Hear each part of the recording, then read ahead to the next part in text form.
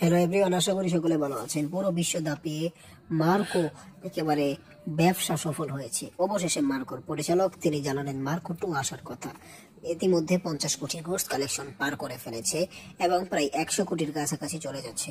মার্কোটি এবার হিন্দি বাংলাতেও মুক্তি পেতে চলেছে নাকি শুনেছি। তবে যাই হোক,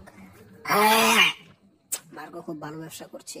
অল্প দিনেই যে পরিমাণ রেকর্ড ক্রস করেছে, একেবারে মাথা নষ্ট। কি পরিমাণ ভাইলেন্স, আরে ভাই ভাইলেন্স তো বাপ রে বাপ, একেবারে কি ভাইলেন্স বলার মতো নেই। হিন্দিতে তো মার্কের রেকর্ড করলোই। হ্যাঁ, মার্কো 2 আসছে।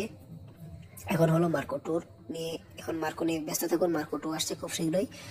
মার্কোর এই নায়কের পরবর্তী মুভি মার্কো 2, আর অন্য কোনো কাজে হাত দিবেন না বলে জানা গেছে। এটার পরে মার্কো 2তেই তিনি কাজ করবেন বলে জানা গিয়েছে। তো মার্কো খুবই একটা ভালো মুভি গেল, খুব সুন্দর একটা মুভি গেল।